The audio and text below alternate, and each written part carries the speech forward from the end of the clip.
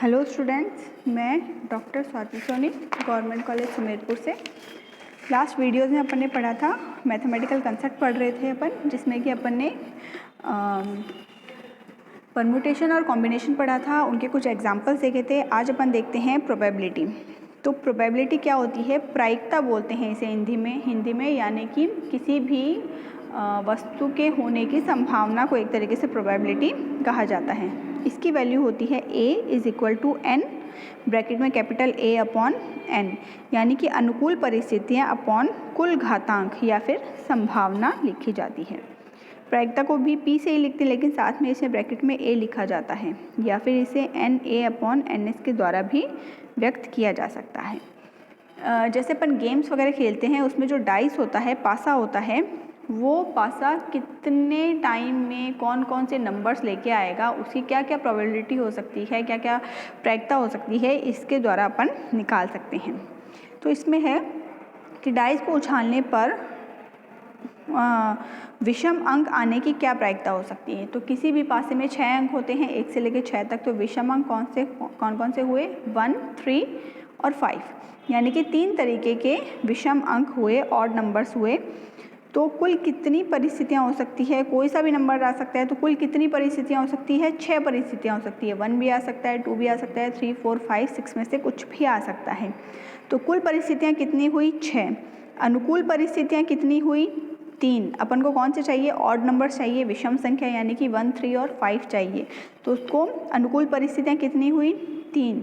तो अगर अपन इसको फॉर्मूले में रखेंगे, जो कि है अपना P = NA अपॉन NS, यानी कि अनुकूल परिस्थितियां अपॉन कुल घटनाएं या कुल संभावना कितनी है। यानी अनुकूल परिस्थितियां कितनी है अपनी? 3 विषम अंक आने की, और कुल परिस्थितियां कितनी हो सकती है? 6। तो प्रायिकता कितनी होगी? 1/2, यानी कि किसी भी पासे को ऊपर उछालने पर विषम संख्या आने की प्रायिकता कितनी हो सकती है? 1/2, यानी अगर अपन 2 बार उछाल सकते हैं तो उनमें से 1 बार आ सकता है अपना विषम अंक। नेक्स्ट एग्जाम्पल है, 4 से अधिक अंक आने की कितनी प्रायिकता हो सकती है। किसी पासे को, अगर किसी पासे या डाइस को अपन उछालते हैं तो 4 से अधिक अंक आने की कितनी प्रायिकता हो सकती है।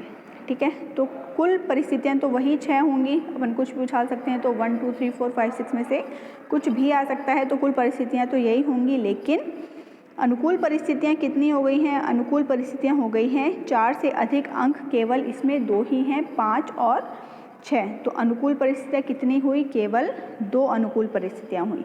तो इसे अगर अपन फॉर्मूले में रखते हैं तो क्या आएगा? 2/6 = 1/3, यानी कि 1/3 संभावना होगी किसी भी पासे को उछालने पर 4 से अधिक अंक आने की। ठीक है, फिर नेक्स्ट एग्जाम्पल है, ताश में जोकर निकालने की कितनी प्रायिकता हो सकती है। अब ताश में टोटल कितने पत्ते होते हैं? 52 कार्ड्स होते हैं किसी भी ताश में। और अगर अपन देखें कि अनुकूल परिस्थितियाँ कितनी हो सकती है, जे यानी जोकर निकालने की कितनी अनुकूल परिस्थितियाँ हो सकती है, यानी केवल 4 ही जे होते हैं। तो 4 हो गई इसमें अनुकूल परिस्थितियाँ, और अगर अपन फॉर्मूले में रखेंगे तो ये हो जाएगी 4/52, यानी 1/13। ठीक है, फिर एक एग्जाम्पल और देखते हैं अपन, जिसमें है कि किसी भी बास्केट में 3 रेड और 5 बॉल्स रखी है। 3 रेड और 5 वाइट बॉल्स है। ठीक है, यानी कि 8 बॉल रखी हुई हैं, जिनमें से 3 लाल रंग की है और 5 जो है वो सफ़ेद रंग की है। अब एक सफ़ेद बॉल निकालनी है तो इसकी कितनी प्रायिकता हो सकती है? एक सफ़ेद बॉल निकालने की क्या प्रायिकता हो सकती है? तो टोटल बॉल्स कितनी है अपने पास? 8, यानी कि कुल संभावना, कुल परिस्थितियाँ कितनी है अपने पास? 8, और वाइट बॉल्स कितनी हैं?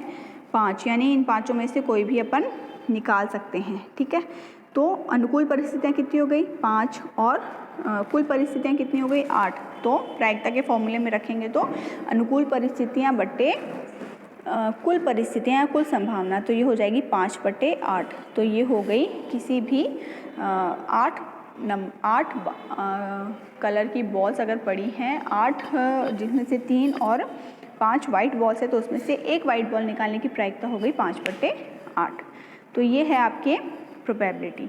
तो एक सिंपल हल्का सा अपन रिवीजन कर लेते हैं कि अपन ने क्या क्या पढ़ा था मैथमेटिकल कंसेप्ट के अंदर। तो मैथमेटिकल कंसेप्ट में अपन ने सबसे पहले पढ़ा था लोगैरिथम, जो कि अलग अलग तरीके से था, गुणनफल, भागफल, घातांक, इन सब तरीके से अपन ने इसका लोगैरिथम निकालना देखा था।